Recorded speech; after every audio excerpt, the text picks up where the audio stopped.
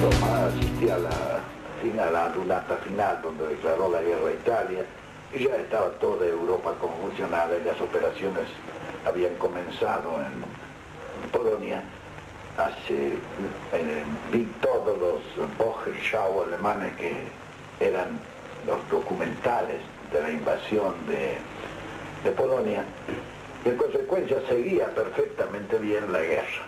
Ya la guerra estaba en pleno desarrollo, había pasado el año 38, había pasado el año 39 y estábamos en el año 40 de la guerra, donde estaba, es decir, toda la invasión alemana, etc.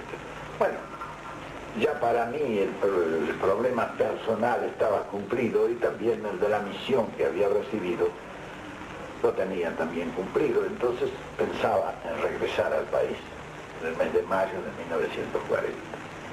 Cuando llegué al país, naturalmente era un observador adelantado, di una información exhaustiva en el Ministerio de Ejército y di algunas conferencias también a los oficiales, etc. Cuando yo terminé esas conferencias, indudablemente la gente creía que yo era comunista o socialista, ¿no? Por las ideas que traía, pero eran ideas que yo había recogido aquí en Europa frente a una evolución social muy acelerada que había caracterizado el periodo de preguerra. Claro, las guerras detienen la evolución. Ya una vez que se declaró la guerra, esa evolución en el orden social quedó en cierta medida muy detenida. Cuando llegué a Buenos Aires, estaba en plena alteración, diremos así, de las formas institucionales, había un poco de caos, estaba en el gobierno del doctor Castillo y ya se hablaba de elecciones para un futuro cercano. Esas elecciones, indudablemente ya, como se hacían las cosas en aquellos tiempos, estaban un poco amañadas. Ya sonaba para candidato de reemplazo el doctor Robustiano Patrón Costas.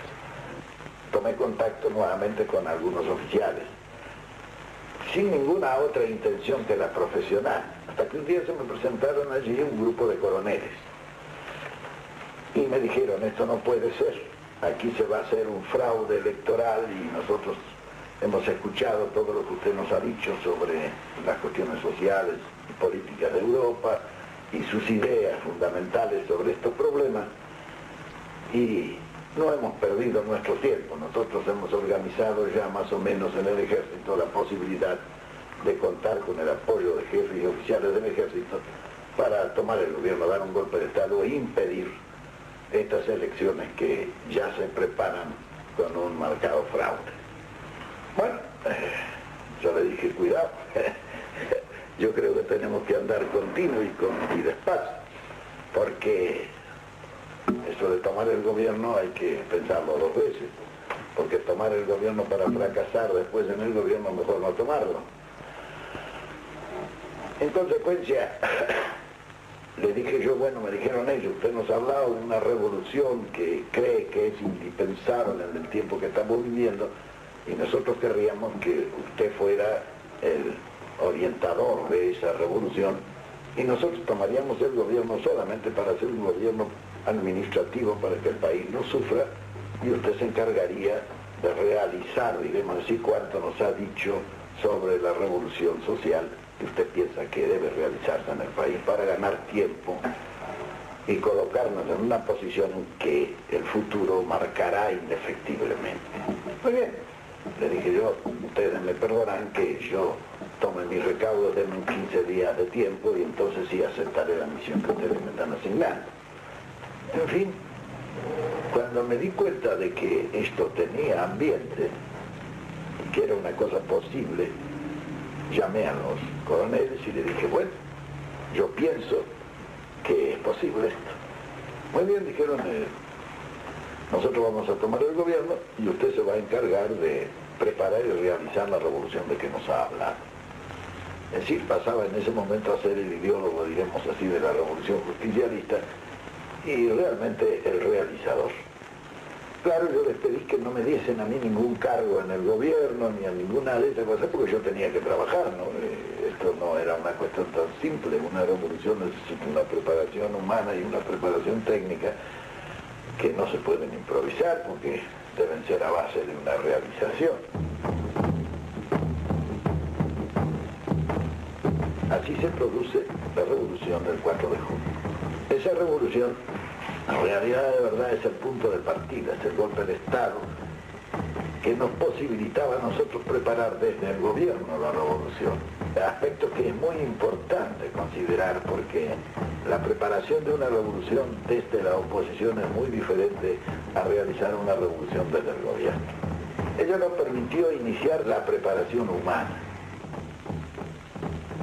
Bien, cuando se pasa el general Farrell a ser presidente provisional en reemplazo del general Ramírez, los jefes y oficiales de Campo de Mayo me impusieron a mí, que tenía que ser yo el ministro del ejército.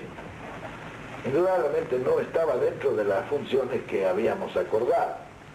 Sin embargo, tuve que aceptar por la presión de los jefes y oficiales. Fue así que yo dije, bueno, yo acepto el Ministerio de Ejército, que lo manejaré en la forma que pueda, pero yo necesito que ustedes me nombren presidente del Consejo Nacional del Trabajo. Era un Departamento Nacional del Trabajo. Un organismo oscuro y trascendente que estaba funcionando desde hacía mucho tiempo sin ninguna finalidad y sin ningún objeto. La gente indudablemente se rió cuando yo le dije a los jefes oficiales que me fueron a ver, les dije eso, en fin, ellos se rieron, dicen, ¿cómo es que lo nombramos ministro de Ejército quiere ser secretario de Trabajo y Previsión? Indudablemente yo necesitaba un punto de apoyo y una palanca para hacer la preparación humana de la revolución. Y no había nada mejor que ese Departamento Nacional del Trabajo, al cual yo iba a convertir en Secretaría de Trabajo y Previsión, con rango de ministerio, y desde allí comenzar la preparación humana de la revolución. El estado social del país era miserable. Había peones que ganaban 12 pesos por mes. En general los salarios eran de hambre. Había una enorme cantidad de desocupados. El país estaba detenido, es decir, no avanzaba en manera alguna.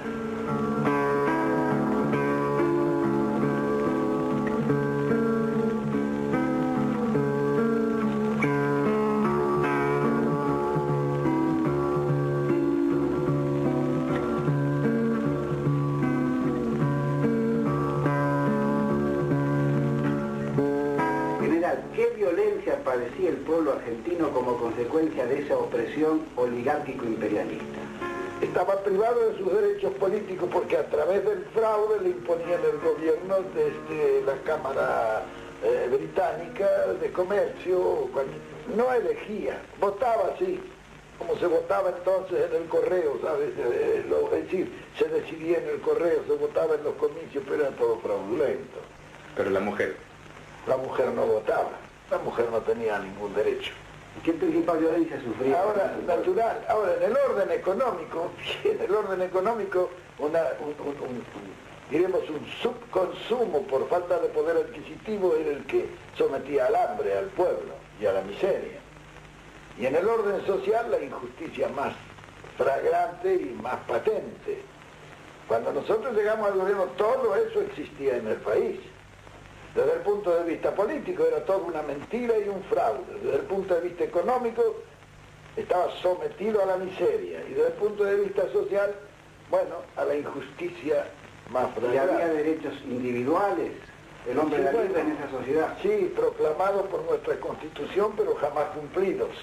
Porque cuando llegaba el momento hacían lo mismo que suelen hacer algunas dictaduras militares que le ponen el estado de emergencia o el estado de sitio o el plan Conite, donde desaparecen todas las declamaciones, diremos así, de la Constitución. Es decir, eran sistemas que la Constitución era letra muerta. Estaba allí todos los derechos bien consignados y todo, pero no se cumplía ninguno.